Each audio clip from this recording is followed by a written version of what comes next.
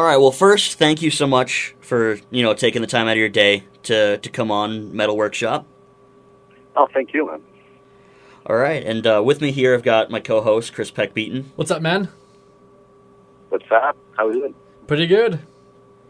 All right. So, anyway, what do you say we fire into some questions? Let's do it. All right. So, first off, we were curious about the band origin and how everybody came together. How did everybody first meet? Well, that goes back to probably 2007, 2008. I moved to that was the year when I moved to the country, and I started posting some, like on Craigslist, or MySpace stuff, looking for musicians to, start a band. And I got contacted by Dominic DeMonte, which is the singer for Murdoch, and which is a local band from right now. And he was playing with some dudes, and they needed another guitarist. So I actually tried out for their band first. And in that band, Chris LeBlanc was in that band, former guitarist of Acaro. And we started jamming, and they didn't have a name, actually. And I was like, hey, why don't we use Acaro? I have some songs, and, I have this name, and they liked the name, and we started jamming and, started writing music.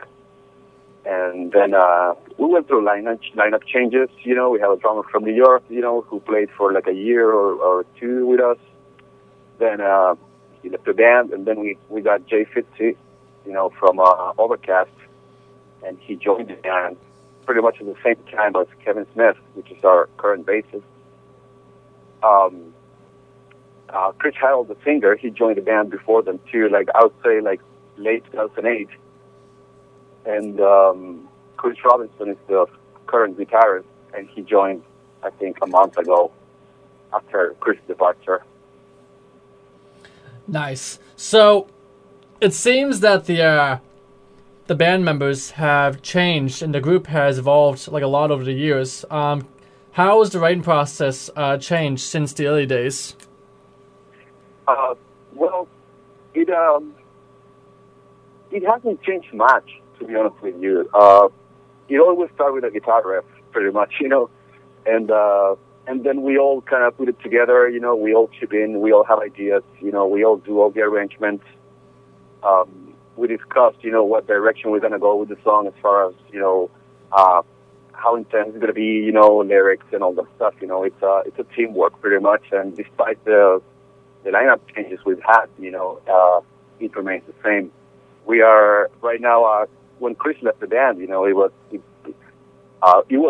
a very hard hit for us because he was a brother for us, and he was very active in the writing process as well. So we thought it was going to be a hard transition, but I don't know. We found the new guitarist that we have right now, Chris Robinson from Infinite Descent, and things are working really smooth and nice. And I gotta say, we just wrote a song, and we like it a lot. It's very thrashy, very aggressive, and we wrote it the same way we were writing music before.